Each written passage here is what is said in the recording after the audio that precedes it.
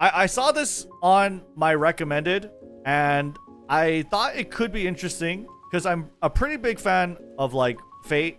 I at least played all the visual novels, or rather, Stay Night, all three of the arcs, not arcs, but paths, as well as Hollow Ataraxia. Though I didn't play a lot of Hollow Ataraxia. I'd be, if I'm being perfectly honest. But I'm a pretty big fan of Fate. I like Umamusume, so I'm curious to see what this video is all about when the main character does not equal the protagonist. Umamusume and Fate rant. Let's see. Good morning, Internet. So last night, I finally got around to watching the most recent Umamusume film, Beginning of a New Era. Okay. And I don't want to talk about that film necessarily, but wait, damn, this guy's got a whole library. He's got Fate on the shelves even. This is really cool. rather about certain things within Umamusume as a whole that I thought of while watching it. Because at the moment we are in an era, let's say, that is seeing a boom of... I think if I wasn't so addicted to games, I'd probably have like a really cool collection. But the problem is I'm addicted to games. Fans of Umamusume. The game itself that the whole franchise is kind of revolving around just released its global version about... Oh, he's a longtime anime reviewer? Oh, okay. A month and a half ago or so. I've been spending far too much time in it, depending on who you ask anyway. And I gotten back into the franchise a little bit. I did follow the franchise when it first came out. Specifically when season 1 of the anime came out, but that was like in 2017. Yeah, that was a while ago. I wasn't all that impressed by the first handful of episodes of season 1. I'm still not, to be fair, but... Really? I feel like season 1 is a good entry point. It introduces the world, but that is like on a second watch sort of perspective. But I feel like the Silent Suzuka episode was so like shocking for me to the senses. And I thought that was really cool. And that's kind of what grabbed me into the series and prompted me to seek out the game whenever it did come out. But now that I've gotten into other... But I can sympathize with what he's saying though. Like clearly season 1 does have like a lot of fluff, a lot of cute girls doing cute things, a lot of like repeated comedy gags. And the gags get better as like the anime goes, right? And as we go into the more seasons. And season 1 was very much like kind of like a pilot or a trial in that I feel they were more wanting to they weren't sure exactly what direction they wanted to go, right? And so it was very half-half with the comedy, the cute girls doing cute things, and like the shonen aspect of it. And actually I would probably say like the shonen, the race aspect of it was kind of downplayed or not as big, you know what I mean? At least when you compare it to now. If you compare it to now with Road to the Top, with Beginning of a New Era even, and Cinderella Grey especially, it's totally kind of shifted, right? If it was like 25-75 shonen to cute girls doing cute things in season 1, it's like 75-25 in Cinderella Grey of shonen to cute girls doing cute things or funny gags and stuff. It was crazy.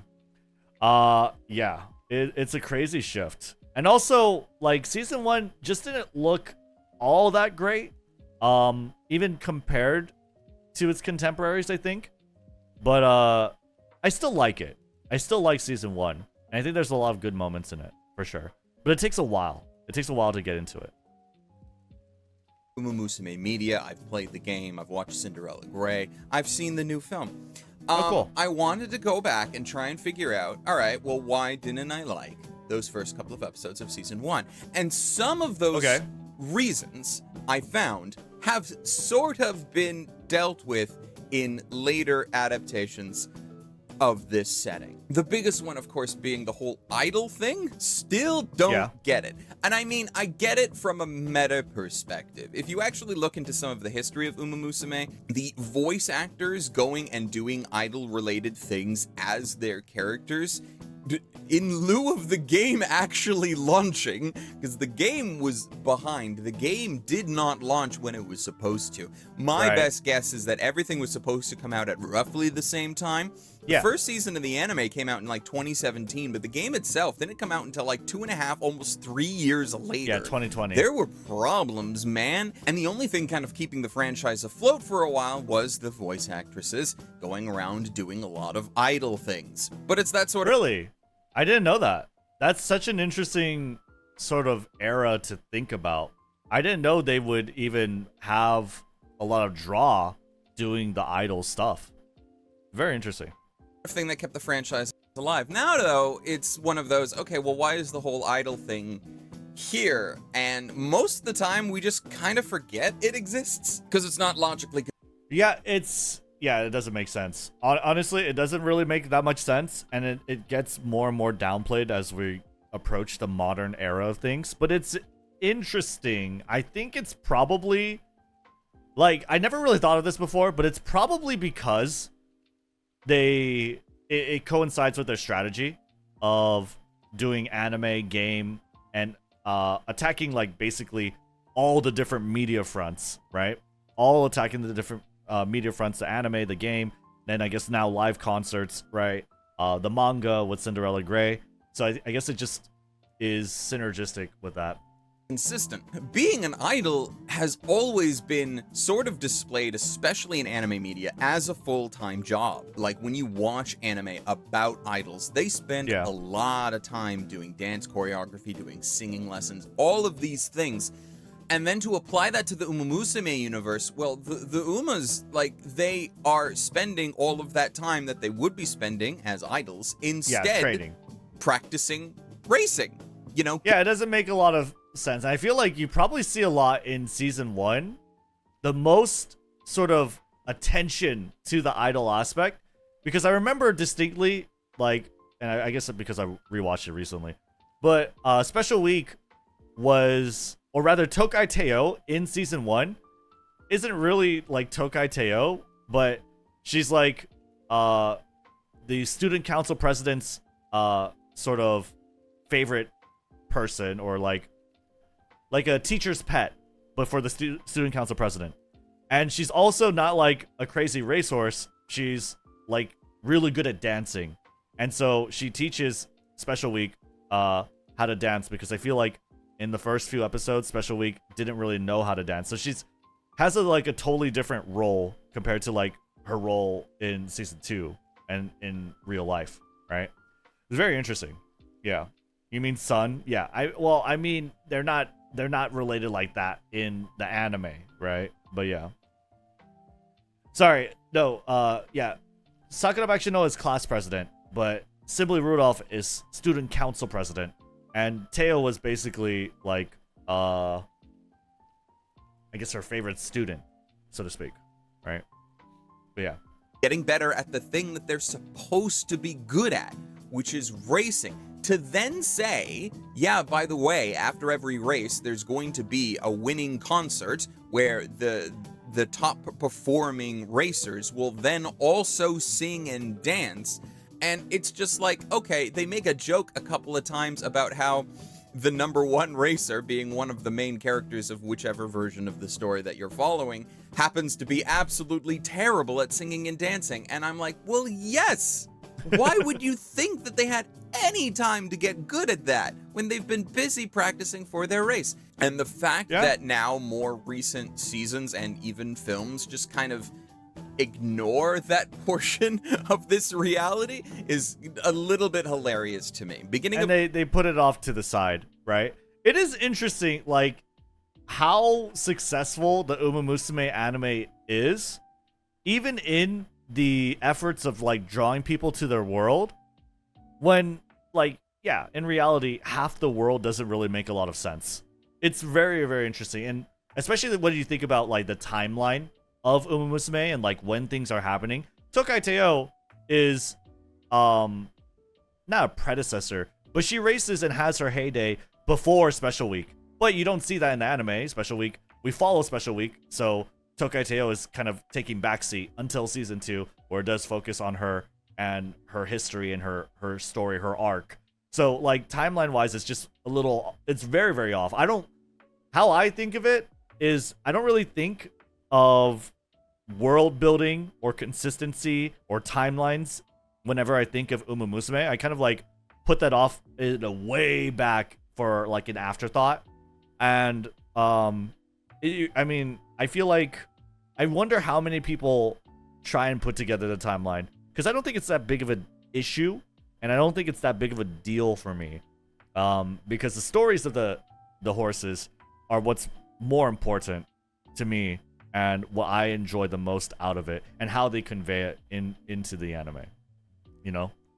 But yeah, The new era didn't really bring up the whole idol thing at all until I can see his perspective, and I feel like a lot of people, especially like more avid anime watchers or people who watch anime for like the lore, the world building, the whole sort of ensemble, right? Because that's what you typically watch anime for. You watch it, like I like Re:Zero, for instance, and I think a lot about the world of Re:Zero and the timelines and like what's happening and the meaning behind every character's actions. With Umamusume, I'm kind of watching to see the story unfold, and it's like the character drama and the performances as far as like the voice actors go and like the animations that really, really carry it for me. You know, it's a totally different appeal. the end. And when all of the characters got on stage and started dancing and singing right before the credits rolled, it seemed much more of a, this is like a Bollywood sort of thing where, hey, the story's over, everybody's just going to break out into song, more so than, hey, this is an actual diegetic thing. That was one of the bigger things. The other thing was... I don't know what diegetic means, but I think I understand what he's saying, right? It's like not contingent with the world. It feels segmented, and it's like a celebration that kind of happens in a pocket universe, and that makes sense to me, or like that's how I think of it too, really. that season 1 has a lot of problems from a narrative perspective, I would say. Oh, so if you right. try to look up Umamusume right now, and you try to look up the franchise as a whole, who in this franchise is the main character? I'll give you a moment. Yeah. You can look it up, especially if you're not familiar with Umamusume. I mean, it's not, right? Every season and every kind of like thing is like they have their own main characters. And I don't think this is like totally foreign to anime though, right? I'm trying to think like what other animes kind of do this. Or like JoJo. Yeah, JoJo's Bizarre Adventure, right? It's kind of like JoJo's Bizarre Adventure. You have different arcs, different seasons focused on totally different groups of people and main characters. So it's not like totally foreign. But yeah, absolutely. Umamusume has like, I guess, a main character issue. The problem with Umamusume is, or like that's weird for sure, especially for like most people who watch anime normally, is the fact that Special Week is in season 1. She's the main character. But after season 1, they don't like get rid of her. She doesn't disappear into the ethers, right? They don't go to a different school. They don't go to a different country. They don't go to a different world. She's there, but she's not really there. She's just kind of way in the back. And she turns into like a shell of her former self as a character. Just purely, objectively speaking, Special Week doesn't race. She doesn't do anything. She has nothing to like contribute to Teio's story besides kind of like crying and like, you know, being a gag, right? Which is fine. Doesn't ruin my enjoyment of the series, obviously. But like that is what happens, right? And it is weird. I hear that as a complaint a lot. Where you talk about season 2 or season 3, like, oh, I hate how the other characters just don't matter anymore, right? And it's weird that they decide to keep them there, but like, yeah, they don't really matter anymore. All right, they're kind of done, and they won't matter again either. Like, Special Week's story is done. We're not gonna see her continue anything after. You know what I mean? So yeah, I don't know. I wonder, like, the thing that I'm thinking about, what I'm considering is like, what if they went the JoJo route in that, like, the previous characters are very, very loosely connected and basically don't take up any screen time. and they just focus on the new stuff. Because I wonder if that would be better. I don't know, right? I think, I mean, it's fine the way it is, obviously. So, but I'm wondering if it could be better. And the answer probably is gonna be Special Week. She is the poster child for the franchise, and it's not hard to see why. She's pretty upbeat, she's easygoing, she is a happy-go-lucky main character, and she fits very well into the position of franchise mascot. Beyond that, however, you get... But they kind of ditch her, right? They kind of do ditch her. They stop using her as much. And especially if you look at Japanese Umamusume right now, like the focus is more on like Ryan Craft. If you look at Road to the Top, like the main protagonist who has like super protagonist Shujinko energy is Narita Top Road, right? I feel like they kind of ditch Special Week. Personally, is that only a me thing? I feel like they kind of ditch Special Week. I don't think they like to use her as much, especially in more recent iterations. Into season 1, and she is our main character. She is our POV character, the point of view. We see the world through her eyes and through her experiences as we go through season 1. And on my more recent rewatch of this season, as I rewatched that and then actually got to seasons 2, 3, and the movie, I realized that she is a POV character, but she is not the protagonist. And that's a bit of a problem. So what is the difference between main character and protagonist? A main character can be an important character in the story. Usually a lot of narratives have multiple main characters. That's perfectly fine. Everybody knows that. But the protagonist of any particular story is kind of the one who drives the plot. And they are not always necessarily the POV character. We don't always see the story from the point of view of the one who drives everything forward. And in the case of season 1 of Umamusume, Special Week does not drive the plot. The plot is driven solely by Silent Suzuka in that season. That is her season. That is kind of true. Yeah. Special Week does kind of take a backseat to Silent Suzuka as well, even in her own season. I think that's fair. Silent Suzuka is a huge point, is a huge part huge focus of season 1. Special Week kind of has her place within the narrative of season 1. I think it's a matter of like, he's pointing these things out, but I think it's clear, obviously, to everyone in this room, is that it doesn't matter that much, right? And I think that's true. But it's her friendship that she develops with Suzuka that's really what is attaching her to the rest of the narrative as a whole. And as I continued through the season, not only did this realization kind of get more and more solid to me, the more things that happened that were like not really important to Special Week but to other characters, that just kind of cemented it for me. You get to the later seasons and Special Week fits very comfortably into a position of like a tertiary character even. I know throughout Umamusume, anytime that they start to focus on one character, it makes sense for the other characters to become either secondary or tertiary. Maybe they will be like Oguri Kappa and you can't have a cafeteria scene without her being in the background. I think it's kind of cool and cute though, like in the universe, that Oguri Kappa in season 1, 2, and 3 is she a background character?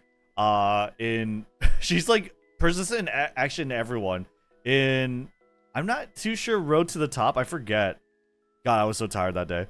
But in Beginning of a New Era, for sure, she's like there. She's stuffing her fat ass, right?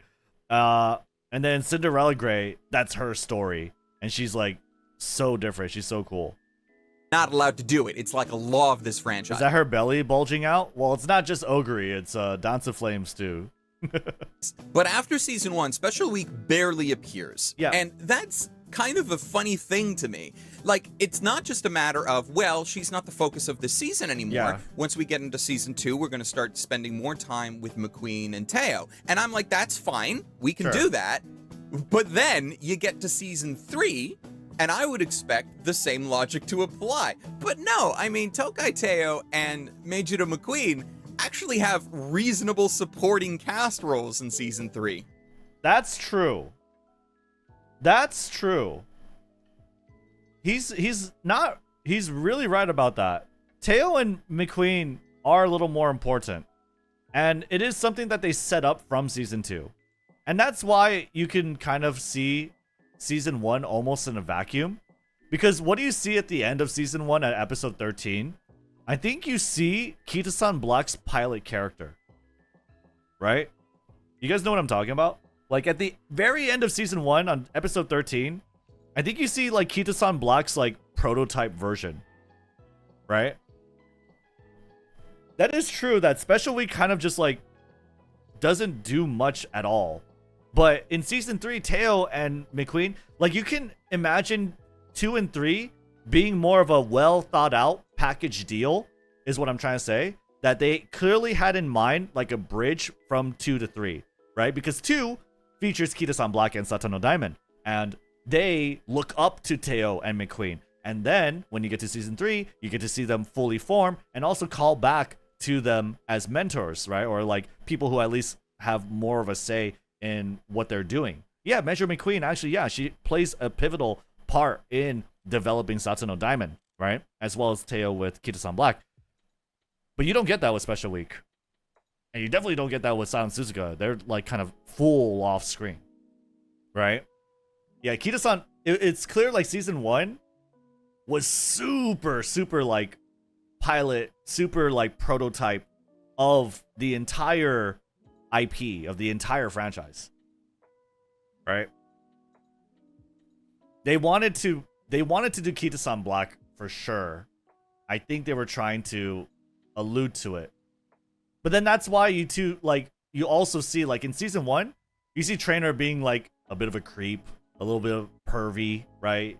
He's massaging Special Week's legs or whatever, and the prototype Kita-san Black, and then he cuts that shit out in season 2 and season 3. So I think it is extremely fair to say that season 1 was very prototypey and very different, right? Very, very different. The direction, everything changes from that point on, right? They show up more in season 3, the season that is not their forte after season 2, than Special Week does in seasons 2 and... He's testing the muscle. But the joke is that he looks like a pervert and he kind of acts pervy. You know what I mean? And it's funny. It's a gag. And maybe some people are more creeped out by it or whatever. But I don't think it's that serious. I think it's obviously just a gag. A really creepy gag, but it's a gag. 3 combined. Special Week is not an interesting character from a narrative perspective, or at least they are not building her as one. That's I think very key. They aren't building Special Week. They didn't put as much into Special Week that they could have. And I think you can see that clearly when you look at the in-game story of Special Week versus Monju, right? When you see Special Week versus Monju in the story, things are a lot more dramatic, right? Everything is on the line for the Japan Cup. But in season 1, it's not like that serious. It's serious, but it's not that serious, right? It leads the race with a gag, right? Special Week tells Broya, like, oh, don't get cocky, or I'm gonna be the victor in French, right? Which is like taught to her by El Condorpasa as a joke, almost, or well, absolutely as a joke. So it's like the tone shift a lot, and it's very different from the game versus the anime. The game treated it a lot more seriously, right? She could be, but it's just not there. Nice Nature, I love Nice Nature. She is a great character. Nice Nature fits the supporting character role perfectly, and even she feels like she's far more prominent throughout all seasons of Umamusume than Special Week. If Special Week... That's true. That's true. Even Nature is like more like prevalent, more present, and much more of a recurring sort of strong point of the series. Was not the POV character in season 1, she would be barely important at all. And for, you know, the franchise mascot this is a little funny, but also it's not the precedent. My mind actually goes to a different franchise that has a very popular gacha game from Japan, Fate. So who's the protagonist of Fate, if you know? It's Shiro Emiya. Like, absolutely, right? I guess you can't say for Zero, but even then, like, it's Shiro. If you know anything about the Fate franchise, who's the protagonist of Fate? It's not Saber. The poster child, the one on, like... Okay, the poster child is Saber. The poster child is absolutely Saber, but Shiro is the protagonist. All of the key art. Who is it? The answer is Arturia Pendragon, Saber herself. Here's the thing. Saber is almost never the main character. Yeah, she's never. Maybe a couple of weird exceptions considering the massive size of Fate as a franchise. She's not a protagonist that pushes the plot forward. Yep. Not that one. This one. That is an interesting comparison to draw, then. In Fate Stay Night, the original Fate Stay Night, she's prominent. She's right there. She's kind of front and center. Yeah, you don't see Shiro. She's not as large as the other two main female characters of the Fate game, but this is the game that Saber has the most prominence in. And even then, she is only the main character of the very first route, the Fate route, the one that never got a proper adaptation, and probably never will, because it is the least interesting. Oh, okay, Sean, you're right, but route of the three. It is the least good. One could consider it just a very extended prologue, and then you get into the actual story of Fate Stay Night, where you're going down Unlimited Blade Works in Rin Tosaka, or you're doing Heaven's Feel. That's actually kind of... Yeah, that is a pretty apt comparison, right? Because the first Fate route in Fate Stay Night is totally like an introduction to the Fate world, right? What is summoning? What are servants? What are masters, right? What is magic? The rules of magic, right? It is like the most basic, bare bones, like vanilla plot ever. And then it brings you into Unlimited Blade Works, and then all the up that happens in like Heaven's Feel, right? It's so different. It's so different after. And yeah, I mean that kind of does almost compare very similarly to like season 1 of Umamusume and the Fate route of Fate Stay Night. With Sakura. Yeah, he never faces any conflicts with his ideals in the Fate route, for sure. And outside of this game, Saber is rarely a main character, and even then she's still not a protagonist. She's in Fate Zero. She is a main character of Fate Zero. She's not the protagonist of Fate Zero. She doesn't move the plot forward. She reacts to the plot. She reacts very well to the plot in scenes that are extremely well animated. I will give her that. She has a presence, a very good presence, but she's not a protagonist, despite being the poster child for the entire franchise. You get to Fate Grand Order, and Saber never appears. Like, ever.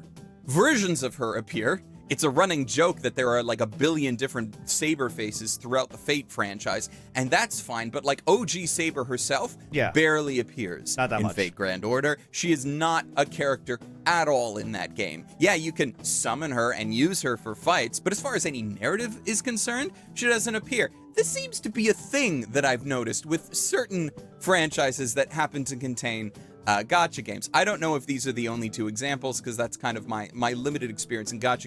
Well, the thing is, though, I don't know if that's an important point to bring up, because Fate wasn't meant to be a gacha game, but Umamusume certainly was. Umamusume definitely was. Games. I only have so much money. I don't play a lot of gacha games very often. I wonder why. So, like Saber, Special Week is just kind of there. She had her meager time to shine at a point where she was kind of overshadowed in the narrative by other characters. Silent Suzuka is a much better character, and they adapted the story of the real-life horse of Silent Suzuka quite well. A little bit more happy-go-lucky and happily ever after than the real Silent Suzuka, which, okay, you want this to be a happy, upbeat show. That makes sense. We don't want to depress everybody on the initial entry. But I would say that I don't necessarily hold Special Week's position in the franchise against the franchise itself, especially because I feel like Umamusume has learned so much. I get to beginning of a new era, and I'm not going to really talk about this film because I want you to go watch it. It's a very good film. It is very tentatively, and like my number... Absolutely. Beginning of a New Era is like one of the best anime movies I've ever watched, and maybe will ever watch. It's so good. It could be more. Like, there's some things that, like, I guess you could say is missing, but it's still done so incredibly well. Like, I don't know, like, it's the best lesson. It's the best sort of example of something able to, like, pull on your heartstrings and hype you up, you know, get you really fired up. It's like the craziest example of it. It's so strong and so powerful. It's so good. Number one spot of favorite anime films of all time right now. Yeah. I don't know if that's gonna stick because it's only been a little while that I've watched it, and I'll probably let it cool and be like, no, actually, it's not as good as these old favorites of mine. But it's a very good film. However, I feel like it managed the balance between main character and protagonist far better, because the main character of Beginning of a New Era is Jungle Pocket. She is this spunky Umamusume who decides to get into the race scene, and she's very good, she's very fast, but her rival, Sometimes I think people would complain, and even then, even me, I think I felt like a complaint in the past too, is like, oh, it kind of sucks that we didn't get that much Manhattan Cafe. Or it kind of sucks that we didn't get a little more of Dance of Flame, right? I think we could have probably done with a little bit more of Dance of Flame. But at the same time, it is kind of in service of making Jungle Pocket the main spotlight character. And it did it very, very well. Maybe you would say is even more like it was necessary for it, you know? Protagonist of the film is not her, because the real protagonist of that film is Agnes Tachyon.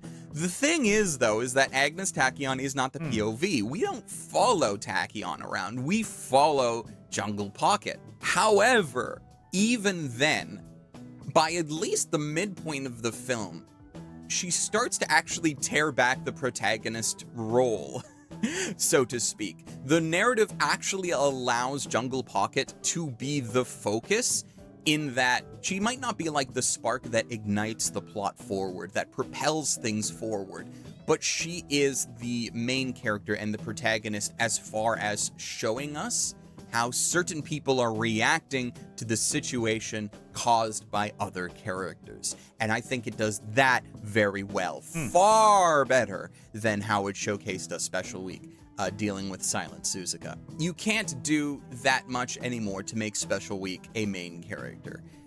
Her story's kind of played out, at least within the Umamusume universe.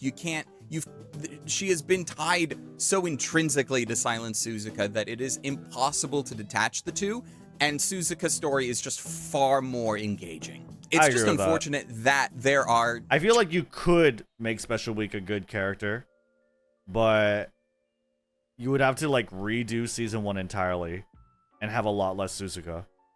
Tertiary characters that are more interesting than Special Week. Kishi Amazon has more of a presence, if only for the fact that starting from season 2, you question, hey, why is she just a cutout? She spent season 1 in charge of the stopwatch when girls were racing. Poorly, I might add, which might be why she just got swapped out with a cutout. But I'm like, that's an interesting gag. And then there's also that one creepy Uma that's everywhere and always watching. Always watching. Oh shit. Bro. Special Week is not as interesting as that. Saber is not as interesting as an absolute massive amount of characters that have been introduced into the Fate franchise, both from Grand Order and then other tertiary I think that's fair to say. media. These are mascots that have one job, and they do that one job well, which is look very pretty next to the logo of their franchise while trying to sell parts of it. But beyond that, That's kind of it. So thank you for watching. If you're going to take anything out of this, go watch Umamusume. You can watch Beginning of a New Era without any prior knowledge, though it's probably good to have at least some base within Umamusume to understand how things work, in which case, go watch Cinderella Grey. I'm not recommending you to watch Season 1 of Umamusume, although Seasons 2 and 3 are very good. So good. It's just very hard to recommend because then you kind of have to go through Season 1, and I mean, it's not terrible, it's just... I am always a person that will never say, hey, you have to kind of get through this not great stuff to get to the good stuff, even when it is true and there are situations where you need to do that. Thank you very much to my patrons whose names are going to be scrolling next to my face. I can't continue to create any kind of content without This is a very interesting video. Especially for patrons like Blue Baron 15, Rife and Bonaparte, Omar Showman, Ross Emerson, Hector Montemayor, Skip Season 1. I don't think we need to skip Season 1, but I thought this was I think Season 1 is definitely a weak point, and it's something you kind of had to warn people going into the anime, absolutely. But it's still good. I think it's still good. It's just definitely gets overshadowed very quickly and very bigly. Very hugely, it gets overshadowed as hell. But I actually really like this video because I do like Fate and I like Umamusume a lot. But that was really sick. Maybe I'll watch more of his stuff, but probably on my own unless it's involved with Umamusume somehow. Anyway, bye.